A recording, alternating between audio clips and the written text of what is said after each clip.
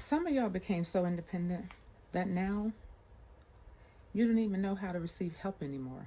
And that sounds strong on the surface until you realize it's actually exhaustion mixed with survival mode.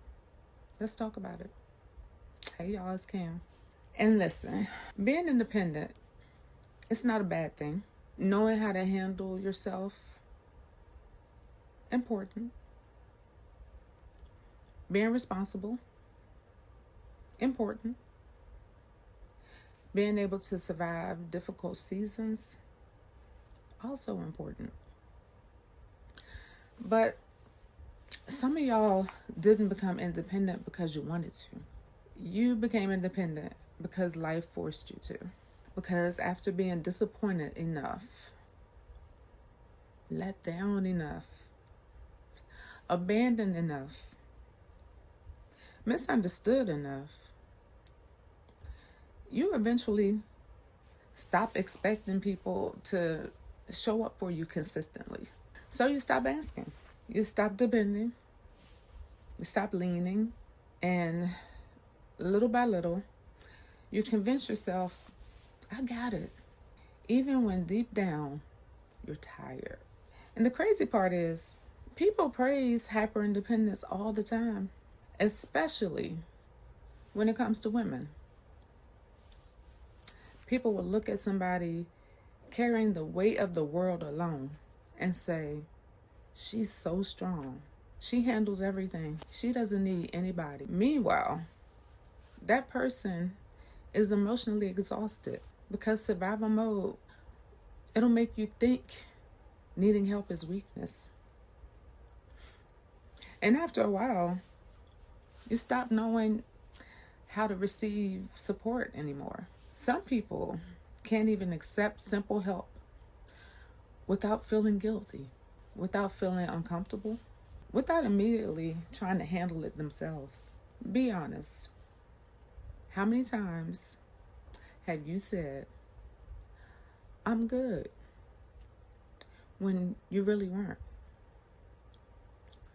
How many times have you struggled in silence because asking for help felt uncomfortable? How many times have you carried things alone simply because you didn't trust anybody enough to help you carry it? That's not always strength. Sometimes that's self-protection. Sometimes it's fear. Sometimes that's survival mode that never turned off. And honestly,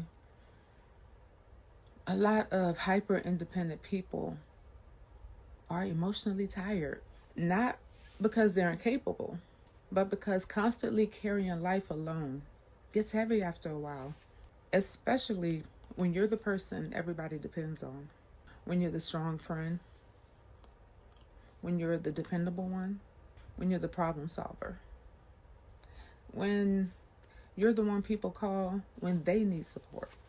But when it's your turn, you isolate, you shut down,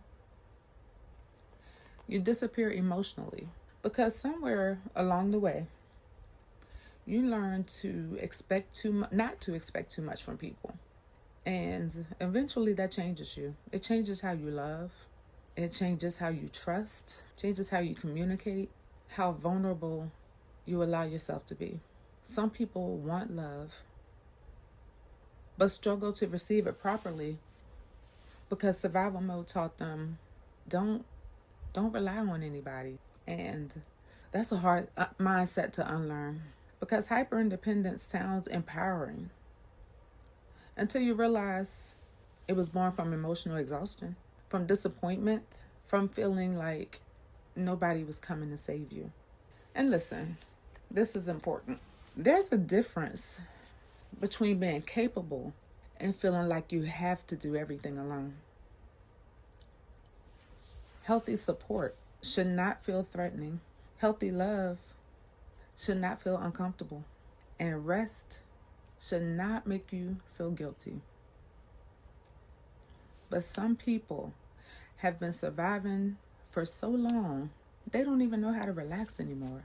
They don't know how to let people show up for them. They don't know how to receive softness without questioning it. Because survival mode teaches control. And control feels safer than vulnerability. But eventually, constantly carrying everything yourself starts costing you emotionally. You become mentally drained, emotionally unavailable, overwhelmed, detached. Not because you don't care, but because you're tired of always being the one holding everything together. And I think a lot of people secretly fear becoming dependent on somebody because they know how painful disappointment feels. So instead of risking being let down again, they convince themselves they don't need anyone at all. But the truth is, everybody needs support sometimes. Everybody needs care sometimes. Everybody deserves safe spaces sometimes. And constantly pretending you don't, that doesn't make you stronger. It just makes you more emotionally isolated. And maybe that's the uncomfortable truth.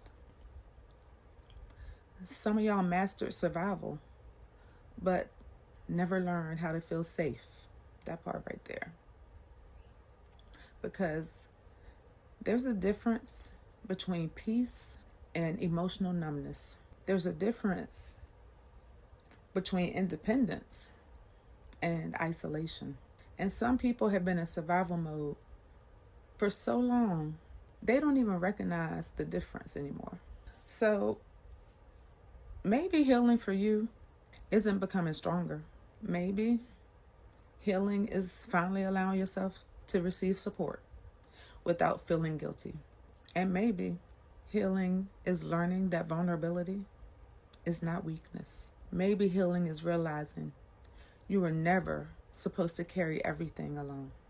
And if this hit, make sure you like, comment, and subscribe, because this is the kind of real conversation we're having over here.